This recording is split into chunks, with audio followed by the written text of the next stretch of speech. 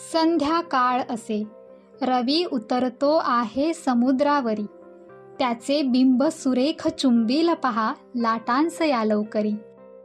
कोकण भूमी कित्येक प्रतिभावंतांची जन्मभूमी आहे. आधुनिक मराठी कवितेचे जनक असे यथार्थ अभिधान लाभलेल्या केशवसुतांचा जन्मही याच भूमीतला. गणपतीपुळे जवळील मालगुंड या जन्मस्थळी त्यांचे स्मारक उभारण्यात आले आहे. त्यांचे घर पाहताना, काव्यशिल्प पाहताना त्यांच्याच कविता मनात रुंजी घालत होत्या. मराठी कवितेचा 100 वर्षांचा प्रवास उलगडून दाखवणारा हा अनुभव आजच्या व्लॉगमधून शेअर करणार आहे. नमस्कार, मी वर्षा चव्हाण आणि आजचा व्लॉग आहे मालगुंड येथील कवी केशवसुतांच्या स्मारकावर. कवी केशवसूत यांच्या प्रेरणेने मराठी कवितेत नवे युग सुरू झाले. म्हणूनच तत्कालीन समीक्षकांनी त्यांना आधुनिक मराठी काव्याचे जनक आणि युगप्रवर्तक कवी म्हणून गौरविले.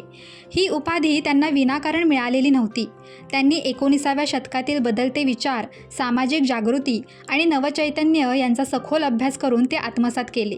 त्यामुळेच ते कवितेत युगपरिवर्तन घडवू शकले.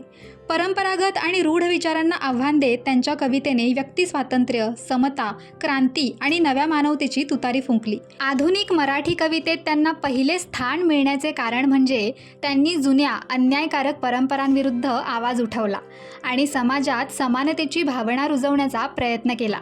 इंग्रजी कवितांचा अभ्यास करून त्यांनी कवितेकडे पाहण्याची नवी दृष्टी स्वीकारली आणि ती मराठी साहित्यात रुजवली. त्यामुळे मराठी कवितेला नवे विचार, नवी भाषा आणि आधुनिकतेची नवी दिशा मिळाली. कोकणातील पारंपरिक घरांसारखेच हे कौलारू घर आहे. पडवी, ओटी आणि शांत प्रसन्न वातावरण. घरात प्रवेश करताच केशवसूत जन्मखोली असा फलक दिसतो. 15 मार्च 1866 रोजी त्यांचा येथे जन्म झाला. काही ठिकाणी जन्मतारीख 7 ऑक्टोबर 1866 अशीही नमूद आढळते. पडवीतून फेरफटका मारताना त्यांच्या कवितेतील ओळी नकळत आठवतात. गजांमधुनी या पडवीची यारे, मौज पहा क्षणभरी रजनीची यारे. खरंच या पडवीतून दिसणारे चांदण्यांनी भरलेले आकाश किती सुंदर भासत असेल याची कल्पनाच मनाला सुखावून जाते. घराच्या मागील बाजूस गेल्यावर केशवसुतांच्या कवितांवर आधारित काव्यशिल्प पाहायला मिळतात. त्यांच्या महत्त्वाच्या आणि गाजलेल्या कवितांचं हे सुंदर शिल्परूप साकारलंय. अवघ्या 39 वर्षांच्या आयुष्यात त्यांनी 132 कविता लिहिल्या आणि आधुनिक मराठी कवितेला नवी दिशा दिली. या काव्यशिल्पांचे उद्घाटन 2004 मध्ये कवी ग्रेस यांच्या हस्ते झाले. येथे त्यांच्या प्रसिद्ध तुतारी कवितेचे शिल्प विशेष आकर्षण ठरते. एक तुतारी द्या मज आणोनी, फुंकीन जिमी स्वप्राणाने, भेदूनी टाकीन सगळी गगणे, दीर्घ जिच्या त्या किंकाळीने. कवी केशवसूत कवितेकडे किती गांभीर्याने पाहत होते हे त्यांच्या एका पत्रातून स्पष्ट जाणवते. त्यांनी एका कविमित्राला लिहिले होते की, बाबा रे, कविता ही आकाशातून कोसळणारी वीज आहे आणि ती पकडण्याचा प्रयत्न करणारे बहुतेक लोक होरपळून जातात. त्यामुळे हा मार्ग काही सोपा नाही याची जाणीव ठेवू. त्यांच्या काव्यामध्ये त्या जळण्याच्या जखमा आहेत आणि तरीसुद्धा ते महान काव्य आहे. वीज त्यांनी पकडली आहे. ती पकडल्यावर यातना होणार, वेदना होणार, जखमा होणार, माणूस जळणार, सर्व काही होणार. हे कवी केशवसूत यांनी त्यांच्या अनुभवातून लिहिले आहे हे उघडच. त्यांच्या स्वतःच्या अनुभवातून उमटलेले हे विचार असल्यामुळे त्यांना अधिक वजन प्राप्त होते. त्यांच्यासाठी कविता ही केवळ अभिव्यक्ती नव्हती, तर एक व्रत, एक साधना होती. गेल्या 100 वर्षात कवितेला इतक्या निष्ठेने जगणारे आणि कवितेसाठी स्वतःला वाहून घेणारे कवी म्हणून केशवसुतांचे स्थान वेगळे ठरते. शिपाई आणि तुतारी यांसारख्या त्यांच्या कविता आजही प्रेरणा देतात.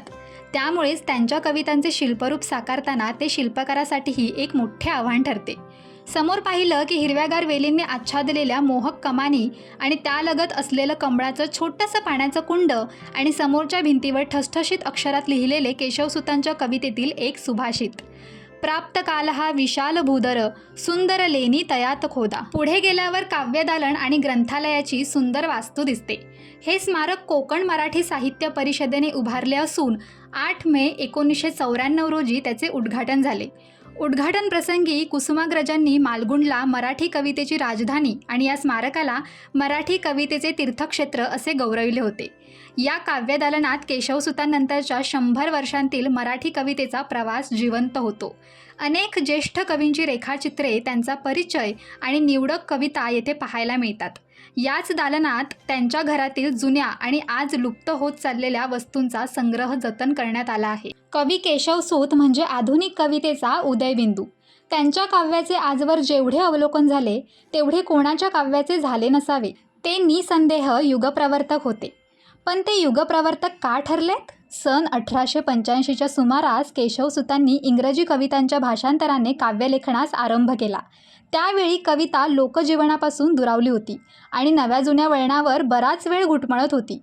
त्यांनी पारंपरिक विषय, ठराविक वृत्त, क्लिष्ट व अलंकारिक भाषा या बंधनात गुंतलेल्या कवितेला मुक्त केले.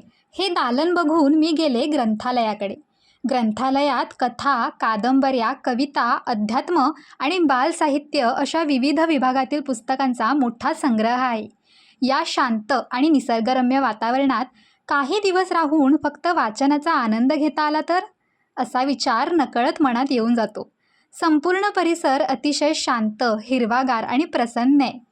ज्यांना कविता, साहित्य आणि मराठी संस्कृतीची आवड आहे त्यांनी या ठिकाणाला जरूर भेट द्यावी. तर असा होता मालगुंड येथील कवी केशवसूत स्मारकाचा अनुभव. व्लॉग कसा वाटला हे कमेंटमध्ये नक्की कळवा. व्हिडिओ आवडला असेल तर लाईक, शेअर आणि आपल्या चॅनलला सबस्क्राईब करायला विसरू नका. भेटूया पुढच्या प्रवासात.